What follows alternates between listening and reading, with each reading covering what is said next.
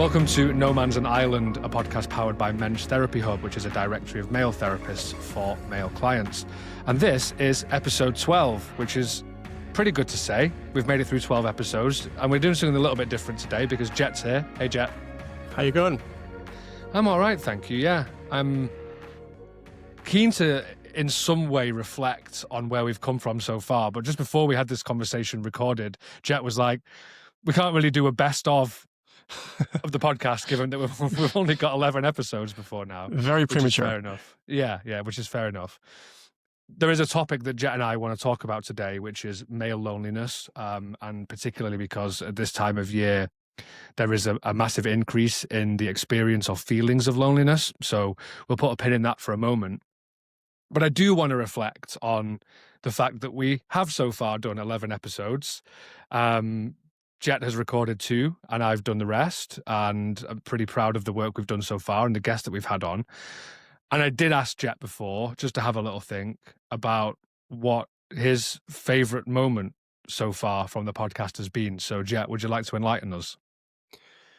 Yes, I'm still new to the podcast game, and so I'm still building up interviews. But one of the things that stood out to me was when I interviewed you, Chris, and we got to talking about many things.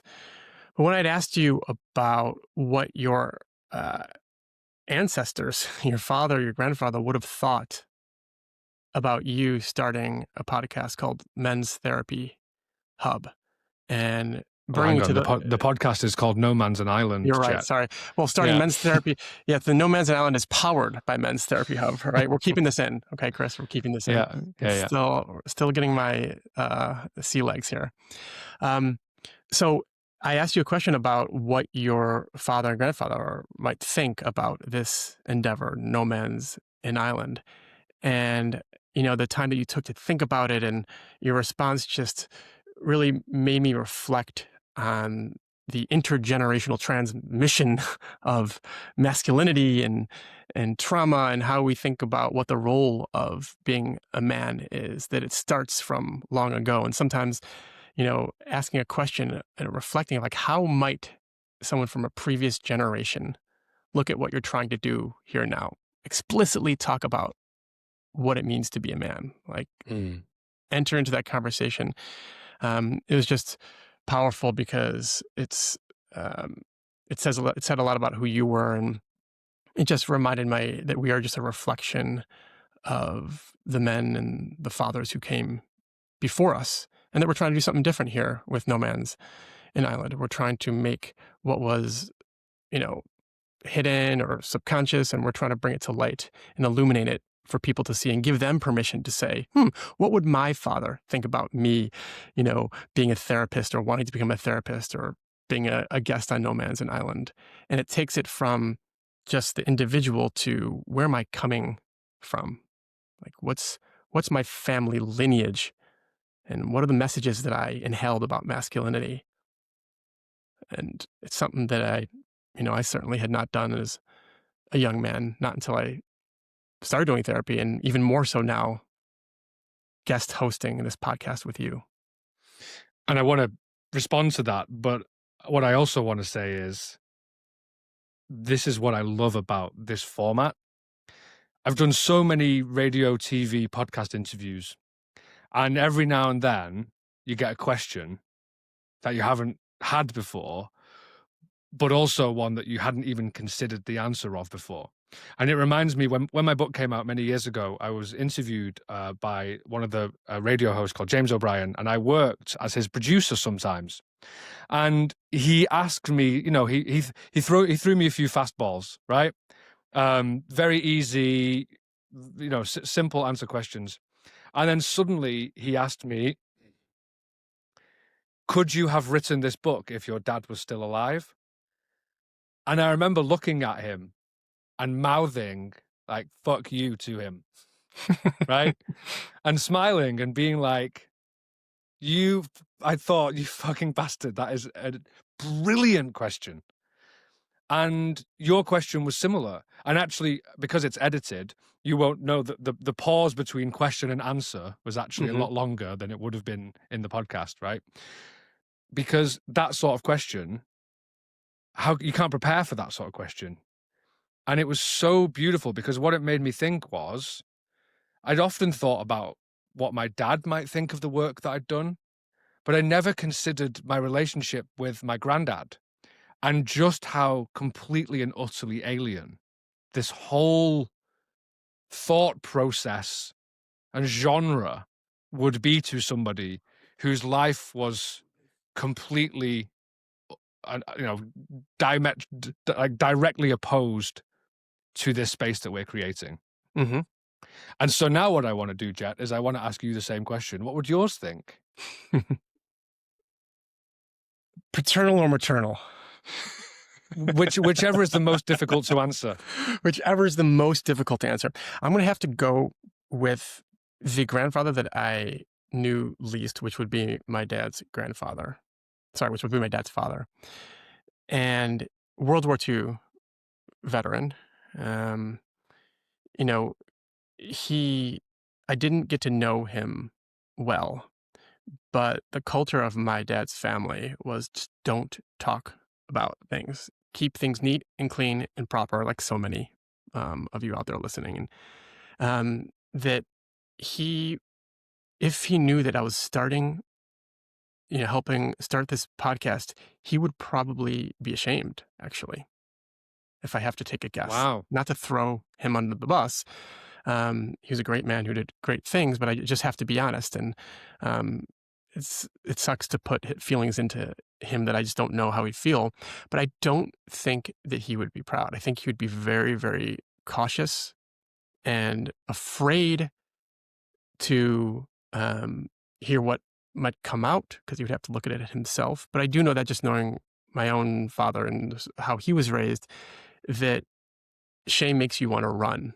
And when you start talking about who you are as a man, um, there could be a threat there.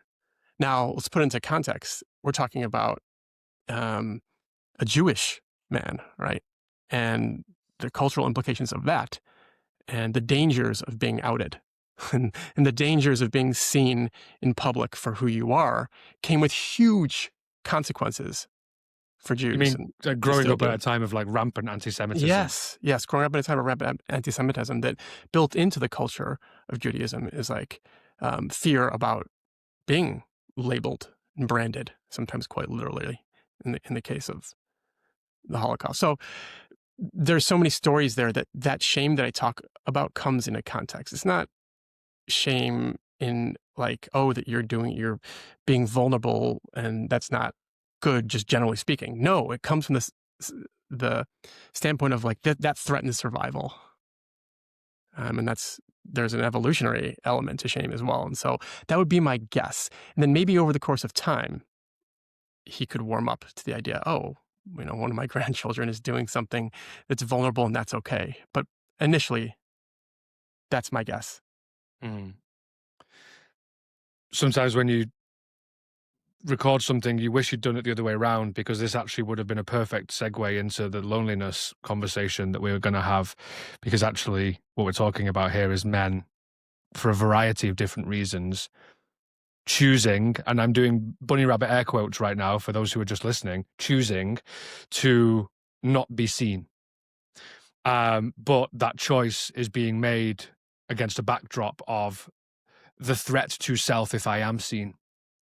And that threat is so real for so many men,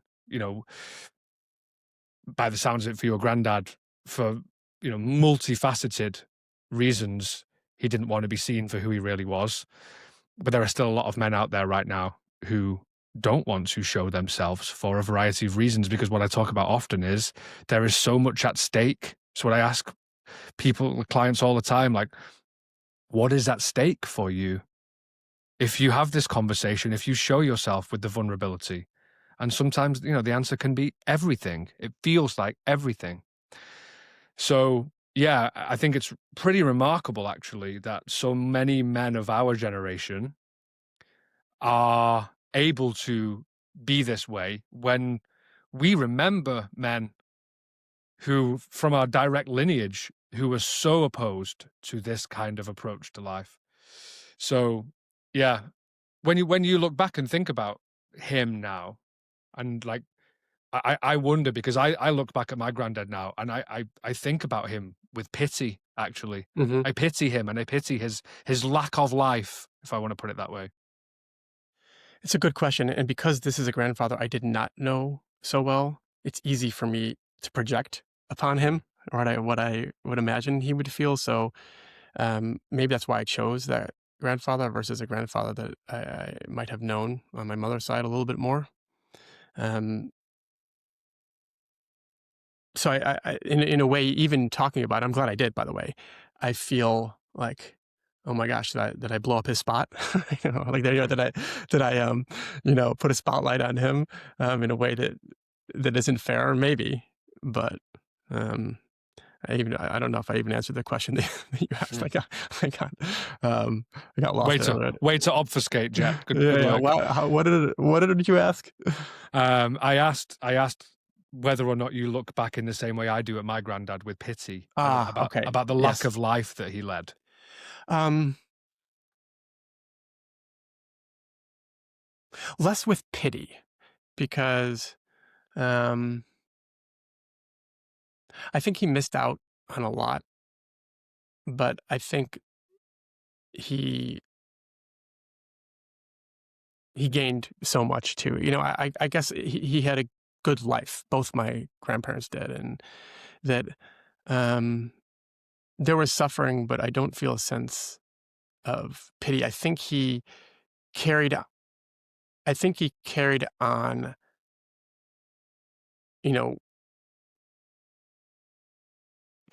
with a message to my dad, who was then passed down to me. Like he did the work of um, working hard enough that I could then one day have the tools and the know-how to help you build something like No Man's an Island, right? So in a Mm. way, it's like I don't know. It was just that was what it was in history. Like there was no other way to do it Yeah. except bottle it up. So And it's I hard think, for but me to that's where feel the that pity pity. comes in for me, is Hmm. that I pity the fact that there wasn't an alternative. And what we're doing here is trying to show men that there is an alternative, and actually there's richer fulfillment if you do. Yes, yes, Yeah. I can see that. Okay. So sadly, no awesome segue. But we will come back to that. I want to talk about an experience that I had last night, actually. A very good friend of mine came over, and she has been listening to the podcast. She is one of our listeners in Denmark, which is nice. Confirmed Um, listener. Good. Confirmed listener, yeah, one of the few. No, we have about 70 or so now who are followers and like weekly listeners. That's pretty good. She had listened to the episode you were just talking about, that was where you interviewed me. That was episode 6. The episode that she was talking about was episode 7, where I interviewed George from the Tin Men. So the Tin Men is a kind of one-man band. George, who doesn't use his full name because he doesn't want to have the personal retribution against him. But basically what he does is like unapologetic advocacy for men, and it's very data, evidence, stats driven. And what my friend said to me was that she'd listened to that, and there were so many times in it where she felt triggered. She didn't use that word, but basically she was really uncomfortable with what was being said. But then what she said was, well, she kept pausing it and asking herself, why am I so uncomfortable with this? Because he hasn't said anything that isn't true. He hasn't said anything particularly controversial. All he's doing, and this is what I congratulated him on actually, was the yes and approach. All he's doing is pointing at the male side of the statistics that we're not talking about culturally. He's not saying that we shouldn't also look at the other side, which is most often the female challenges. So, 60% ish of domestic abuse victims are female. That means 40 are male, and we don't talk about those, just as an example. And that's one of his big subject areas. And I thought it was beautiful because that is exactly what I hoped for with this podcast. This is not a podcast specifically for men. It is a podcast about the male experience. But at no point do I ever want anybody on this podcast to come on and say that we shouldn't also be looking at women and girls issues. It's just that we're not going to be doing that here, right? We're going to be doing, yes, there are huge problems that women and girls face, and we support efforts to improve the lot for women and girls. And let's look at some stuff that's happening with men. And I had this moment of like, yes, okay, it's working. Also, big up my Linda, awesome human. Like, well done her for being cool enough to sit with that discomfort. That's why we're good friends. Mm-hmm. And what I'm hoping is that that is an experience that we can have with more people listening, that we want to challenge people's preconceptions of what it means to be male, but also of what it means to advocate for men. Because for a long time, I think people advocating for men have been the kind of what would have been labeled the men's rights activists, Mm-hmm. Mm-hmm. who would have been anti-feminism. Yes. Yeah. What my Linda was feeling like was an understandable, like almost leftover feeling of creepiness or disgust, right? At the sense of, oh my God, are we centering disgusting male behavior in some way? Like, or like, can this be fit into the narrative of what the Tin Man is saying? It's like there's almost this like tenseness and like, is this going to go into a sort of a creepy man argument about why it's okay or why we should, put aside women's issues to then focus on men? Like there is this natural, understandable inclination to say, uh-oh, a woman again going to be crowded out by men. And it's a very real concern because it's happened so much in history. So there's this sort of impulse of like, oh gosh, is this like another creepy situation? Am I going to have to? It's like you're waiting for it, but it doesn't come, right? It's almost because there's a conditioning there that I'm talking about. And so it's reflective of the stage that we're in the conversation around the male experience is getting it going. And when it's in good faith, when you're really trying hard to get it right, the numbers right, the data, what you're saying, it's like people who are listening, not even just my Linda, there are feminist men out there who probably still have that same, like, it's Discomfort. like, yes, anticipatory ick, I'll call it. Maybe like, I like that. And that's okay. And what I love about that is like when that happens, before calling out, just call in to yourself and say, well, why do I feel this way?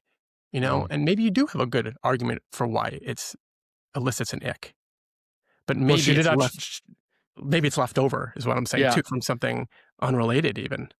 And what she did say was, to help me to understand it more, she said that if you think about the vast majority of the challenges that women have faced culturally, they have been caused by men. And I said, yes, I actually begrudgingly agree with that, right? And she said, so I think one of the challenges is that women have used up a lot of their empathy for men.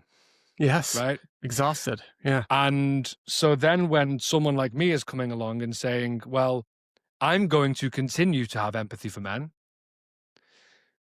they don't have much empathy for that.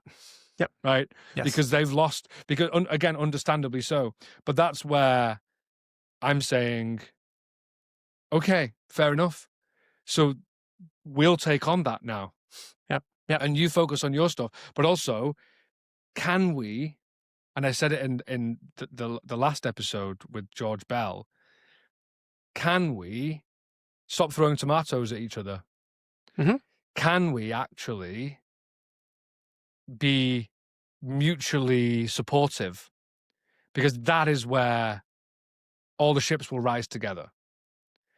And if we keep telling each other that a win for one side is a loss for the other, then we're all going to lose. Mm-hmm. And that's the saddest part of this for me. And so her approach was so beautiful, and it gives me so much courage to keep going with this podcast, because it means we're doing something right if we can challenge somebody in a way that they don't feel threatened by the challenge too much that we lose them. Yep. And in doing so, reconditioning this idea that talking about the male experiences doesn't have to come with ick, right? Right. We're still in the developmental phase of this broader conversation about men, masculinity, and the male experience, where, like, one could say is that we as men haven't yet earned the we haven't earned yet to for someone not to feel that anticipatory ick. Like, we're not yet there. We will, but we just have to take it and understand it. And Yeah. we're doing this. We're taking this upon ourselves, and that's the idea here. Is like, we're not giving this work for someone else, for a woman or anyone else to do. It's the work for us to do. Yeah. And if we're going to tell them, or you're not allowed to feel that way, then we can't expect people to not say the same back No, to we us. have to expect it. We're walking into Yeah. this territory. Like, expect it. Of Yeah. course, makes total sense. Yeah. Yeah. So that's been my favorite moment so far, is somebody Thank you for talking to me sharing that. about Yeah. the podcast. Yeah. So I want to go back then to, this time of year, and Jett and I laughed because, Jett's Jewish and I'm a heavily lapsed Christian. I basically gave up Christianity as a kid when I realized that I was part of a church that a king had formed so he could divorce his wife. And I was just like, Mum, really? Okay, I'm out. Non-denominational festive season, right, Yes. Let's call it that. is a very challenging time for a lot of people. There is an expectation of jolliness. There is an expectation of like familial festivity, of coming together and being with loved ones. And actually, evidence and research is suggesting, I saw some research before that said in the 60s, about 1 to 2% of people spent Christmas alone. Now it's more like 8-9%. And that about 1 in 3 men at some point during the non-denominational festive period will feel lonely. And what's interesting to me is that is not just a Christmas issue. That is an annual, an all year round issue. Yeah. And I wonder, maybe with your clients or, with people that what do you feel like is the challenge of this time of year, and what the expectation is, and how that plays on parts of us that struggle to connect, maybe? Yeah. I think even the expectation of the holidays, like just the way that it's marketed and how, the season brings on these expectations of togetherness, closeness, and joy, sets up for a failure of connection, or even more disconnection, or a sense of, that during this time where I should be, joyous and together, I feel so alone and lonely. And I will even add that what we're doing nowadays when we feel lonely, the technology tools that we have to deal with it, I think make worse that loneliness. And so it's a rich time for therapists, because what you have is someone who's going back to the old haunts, who's returning home oftentimes, or seeing people who may have hurt them in the past. Or, we can talk a lot about people's parents in therapy, but hey, we have an opportunity here where you're actually going back home to see a parent or a sibling. And so why I say it's rich is because so much comes up from it. It's an opportunity. Sounds kind of cliche to say that, but it's an opportunity not just to talk about loneliness in theory, but to say, what was it like to see your father, right, after many, many months, or having these big political differences? Like, the polarization in the US is so big that can add to the loneliness epidemic, in the sense that I see the world so differently from the people who I'm supposed to love, right? These are, that it's an opportunity in therapy that's so visceral because it just happened, or it's going to happen, that you can talk about maybe just the broader loneliness that someone feels. Loneliness being a disconnect between the relationships you want to have and the ones that you actually have in reality.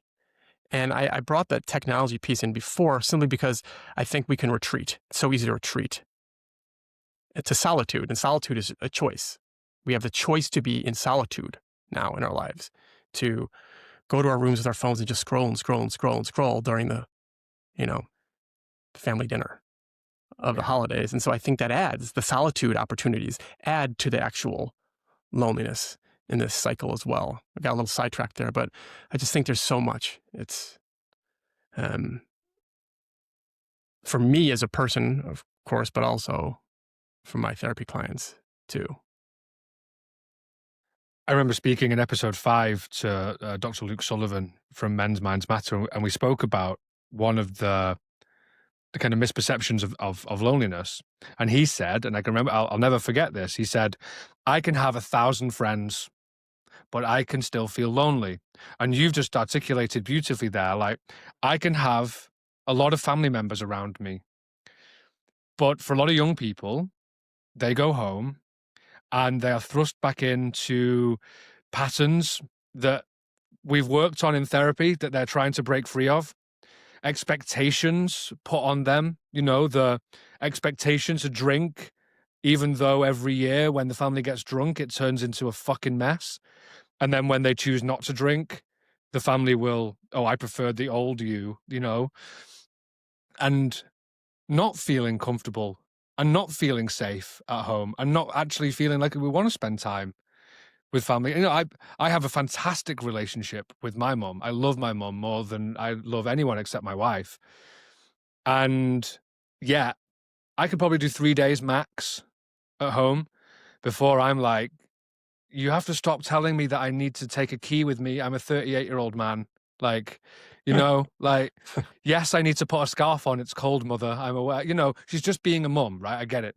And well, poor me, right, for having a mother who cares about you. But the point is there are people out there who have really difficult, challenging experiences with their families. Yes. And we somehow still just expect them to go home and, "Oh, you get to be with your family." Well, no, actually, I have to be with my Hmm. family, and that doesn't necessarily feel good for some people. Yes. It's a sense of duty, Yes. of obligation. And that's why like it can be helpful. And I try to do this myself as much as I can is if you go into it with an intention, right? Yeah, there are parts of this that you're begrudgingly going into, but if you go in with a mindset, like, what do you know, what's most important, right? Like sort of a values mission for the holidays for yourself. Like, how do I want to show up to my family? What's the quality of person I want to be? Um, what am I going for here? A lot of times the answer to that is, you know, presence with the ones that you do love. In your case, your mom. In my case, my my mom, right? Like being present in a way where like you're actually listening and able to kind of like take in and you're not just hearing what people say, you're listening. And or maybe it could be presence and not being activated by, or feeling this sort of impulse and then having to act on the impulse of saying the thing, of dunking on someone, proving someone wrong, or of, over explaining yourself. People go into the holidays and have to just explain what they're doing in their life or why they aren't married or why they are married or why they want to have kids or don't want to have kids. It's like you feel like you have to come in with some type of rationalization for why you are who you are in the world right now. And what some of the things that I will say to a client is like, you don't owe anyone a beautiful speech about why you've made the choices you have, right? What do you want to get from this? What boundary works for you? Like that you can set for yourself as you walk in to the to a family environment that can be activating, right? And then when you come out of it, it is an exposure opportunity, right? To Yeah. expose yourself to the feelings and the relationships that are only talked about, they're talked about in therapy, maybe a little bit more theoretically. It's more visceral. Yeah. I think one of the most powerful things that I learned to say to my family, particularly with like my sexuality, for example, is, "I don't need you to understand. I just need you to accept." And if you can accept, then we can move on. And sure, sometimes maybe I wish that they would ask more questions and try to understand. But if it's too overwhelming for them, just accept it and let's move on. Like that's, Hmm. but you're right. There will be a lot of, I think, particularly a lot of queer men, and we're talking about Hmm. men, but people who will be going home and they will be talking about their lifestyle and they will be dressed very differently to everybody else. And they will feel like a point of curiosity rather than a part of the whole. And they will get questions that other people don't get asked, right? Yes. And that feels othering. And if we also add on to that, let's say men who are struggling to get a job, and maybe their older brother is some captain of industry, and their dad is really successful, and they are struggling with their mental health, or they are struggling with connection. They're asked a load of questions that aren't actually relevant to them, because the questions that are relevant to them, the people in the family don't actually know how to ask. It's a great point. And so again, it's the people who are struggling the most will go into a situation and will be kind of reminded constantly of everything that they're not. Yes. Yes. It's a reinforcing experience of, and it's a reminder that like you aren't just a collection of things that you've achieved or performed. That No matter how much your dad tries to tell you that you are. yes. Yes. And that's where the comfort with yourself, that one of the best relationships to develop is with yourself. It's a cliche at Mm. this point. But if you can go into a family environment and be unflappably you, like, and that when someone asks a question about like, what you've achieved this year, or what are your business goals for 2026, you could shift that conversation. Like, actually, I'm not really interested in thinking about that. Let me tell you about an experience I had. This, like, you can shift it so you can present yourself as more three-dimensional. What are you interested in? Right? That's not going to be immediately polarizing and talking about politics. Like, what ideas do you have? Who do you care about in the world? What are your Tell us dreams? about your friends. Yeah. Tell about your friends. Yes. Tell a funny story, right? That if you get so fused with this idea of I have to show myself as someone who's done something great and is worthy and lovable because of something I've done, then you become two-dimensional, right? And then it just reinforces this, what you're talking about. So that's easier said than done, what I just said. But part of the pre-work, I guess, before these environments is becoming just comfortable with yourself, right? As compared to your siblings or as compared to a father or someone else who's more achieved, right? In the capitalist definition of the term. Be unflappably you. See what happens. Mm. Yeah. And push back against that comparison culture.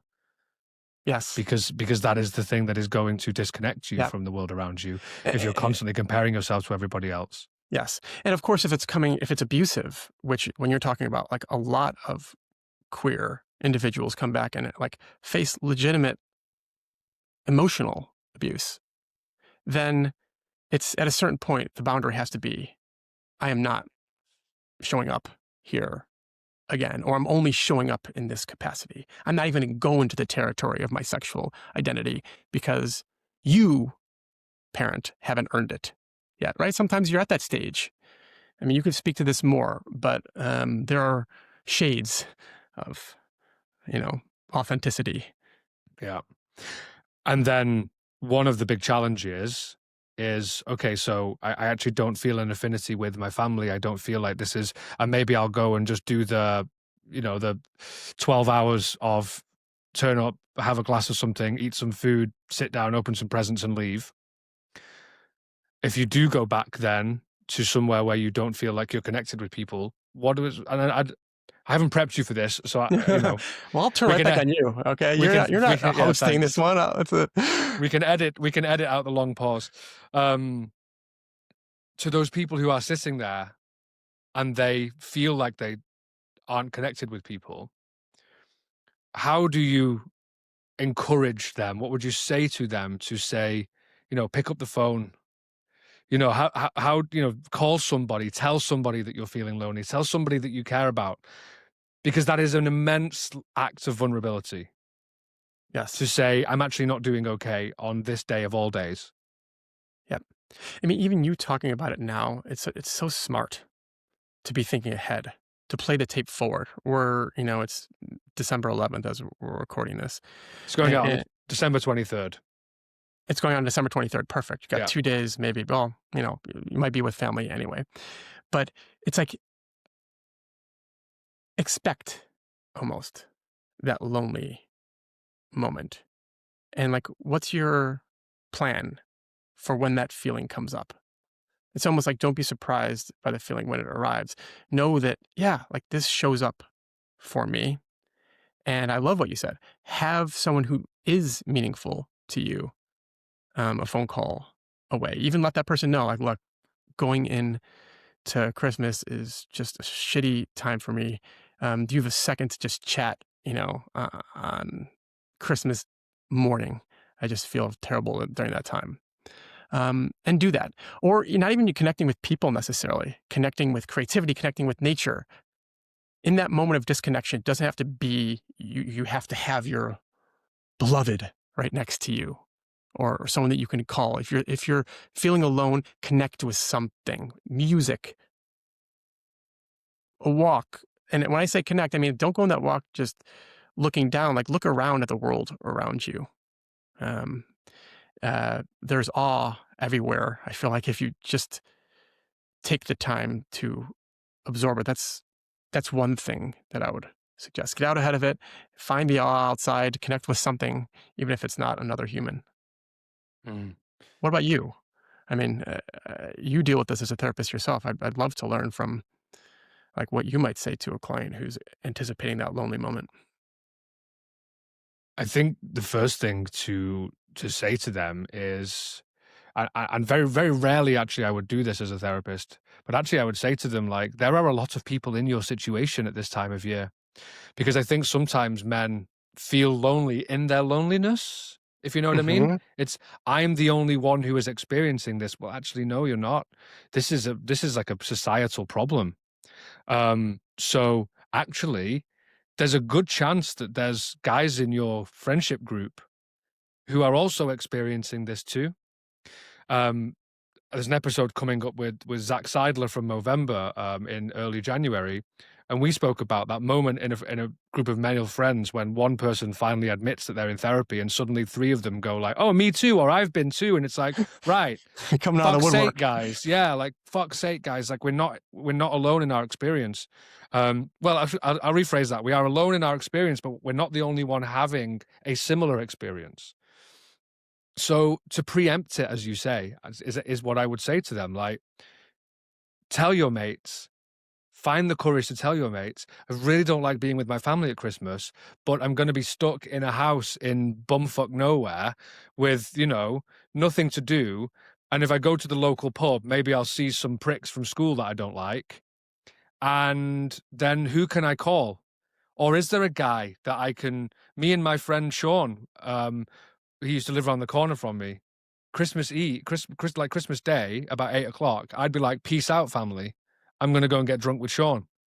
And it was great. We did it every year for many years, and that was really beautiful because we weren't talking about why, but basically there was a certain point in the evening where being with family didn't feel fun for us as like 20-year-old guys, which of course it didn't, right? Yep. We wanted to go and get fucked up with the boys, and that's something to do as well.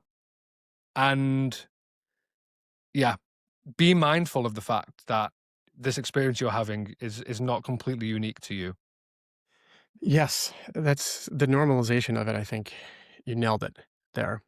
And the other thing to think about is there's so many ways to escape, like I talked about earlier with technology. But in the US, like the NFL, National Football League, American football for those outside, the brilliant thing that they do is they have games like on Thanksgiving Day, big holiday in the US, on Christmas time, they have tons of games, and it becomes a form of what I think healthy distraction, actually. Of the many things that the NFL does that I'm sure people would argue about and say are wrong, it's a regime, a capitalist regime. They give a lot of young men, and actually not just young men in general, a form of healthy distraction from loneliness.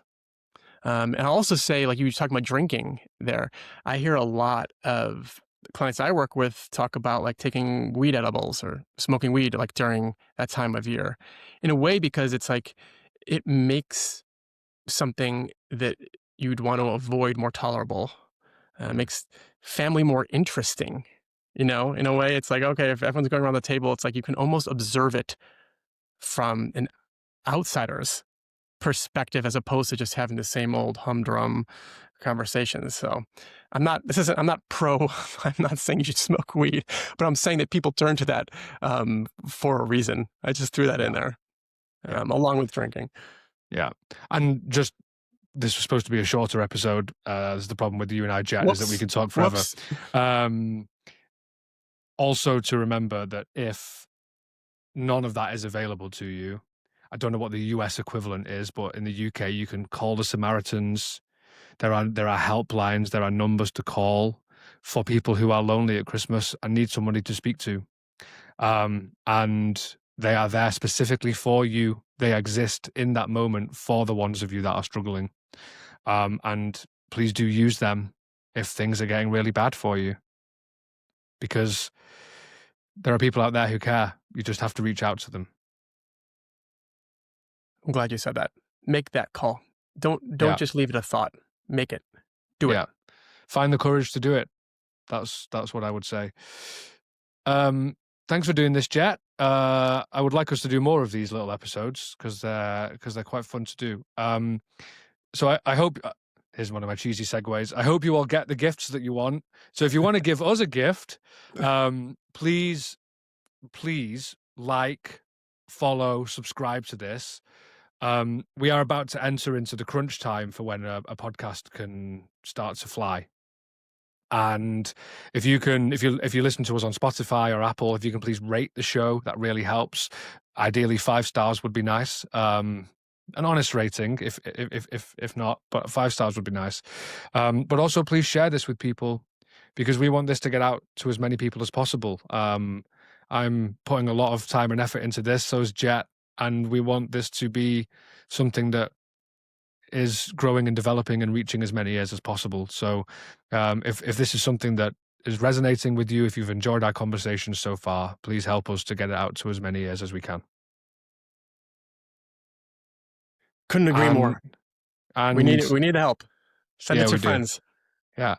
And Jett, thank you for all of your help this year. It's been a mad 2025 for me. I'm excited to have some time off. I'm going to go and be in New Year in a big mansion with loads of my friends in the countryside, doing things that I cannot talk about publicly. And I'm really excited for that. And I hope that you have a good time too.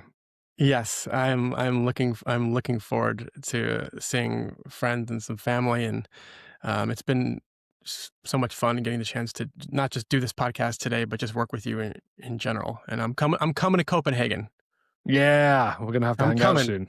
Finally, maybe we can do a live episode together when you're here. Yeah, bring my podcast mic. I've got a spare. It's my luggage.